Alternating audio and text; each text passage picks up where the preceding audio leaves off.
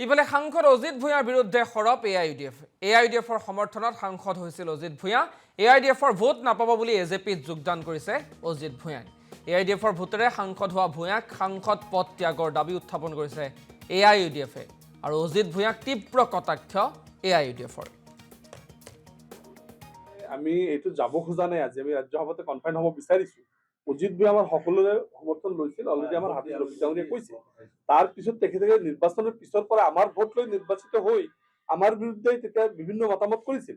যদি আমি সাম্প্ৰদায়িক তেতিয়া ৰিজাইন কৰিছিল, সাম্প্ৰদায়িক ভোটত বিজয়ী হৈ কিয় আজি এই কথাবিলাক ক'লে ইমান দিন?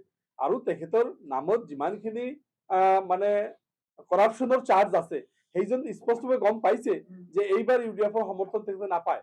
সেইকাৰণে এইফালে অহা নাই। তেখেতৰ কোনো শক্তি নাই, কোনো কমিটি নাই, একো নাই। ওৱান মেন শ্ব' এটা আজি অজপৰ লগত যাব, আমাৰ ক'ব লগা একো নাই। কোনে ক'ত যায় আমি এইটো। ইফালে সাংসদ অজিত ভূঞাৰ বিৰুদ্ধে সৰব এআইইউডিএফ।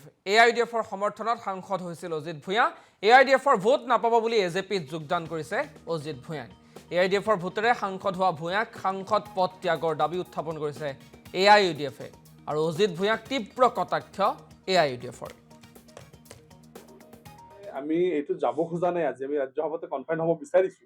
অজিত ভূঞা আমাৰ সকলোৰে সমৰ্থন লৈছিল, অলৰেডি আমাৰ হাবিব ৰফিক কৈছে। তাৰ পিছত তেখেতে নিৰ্বাচনৰ পিছৰ পৰা আমাৰ ভোট লৈ নিৰ্বাচিত হৈ আমাৰ বিৰুদ্ধে তেতিয়া বিভিন্ন মতামত কৰিছিল।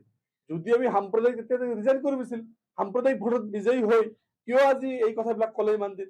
আৰু তেখেতৰ নামত যিমানখিনি মানে কৰাপশ্যনৰ চাৰ্জ আছে, সেইজন স্পষ্টভাৱে গম পাইছে যে এইবাৰ ইউডিএফৰ সমৰ্থন তেখেতে নাপায়। সেইকাৰণে এইফালে অহা নাই। তেখেতৰ কোনো শক্তি নাই, কোনো কমিটি নাই, একো নাই।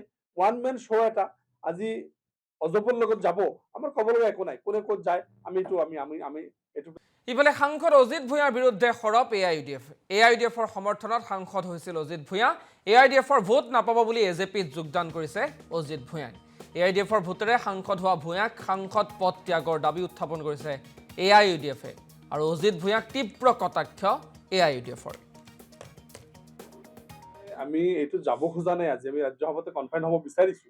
অজিত ভূঞা আমাৰ সকলোৰে সমৰ্থন লৈছিল, অলৰেডি আমাৰ হাবিব ৰফিক কৈছে। তাৰ পিছত তেখেতে নিৰ্বাচনৰ পিছৰ পৰা আমাৰ ভোট লৈ নিৰ্বাচিত হৈ আমাৰ বিৰুদ্ধে তেতিয়া বিভিন্ন মতামত কৰিছিল। যদি আমি সাম্প্ৰদায়িক তেতিয়া ৰিজাইন কৰিছিল, সাম্প্ৰদায়িক ভোটত বিজয়ী হৈ কিয় আজি এই কথাবিলাক ক'লে ইমান দিন? আৰু তেখেতৰ নামত যিমানখিনি মানে কৰাপশ্যনৰ চাৰ্জ আছে, সেইজন স্পষ্টভাৱে গম পাইছে যে এইবাৰ ইউডিএফৰ সমৰ্থন তেখেতে নাপায়। সেইকাৰণে এইফালে অহা নাই। তেখেতৰ কোনো শক্তি নাই, কোনো কমিটি নাই, একো নাই। ওৱান মেন শ্ব' এটা আজি অজপৰ লগত যাব, আমাৰ ক'ব লগা একো নাই। কোনে ক'ত যায় আমি এইটো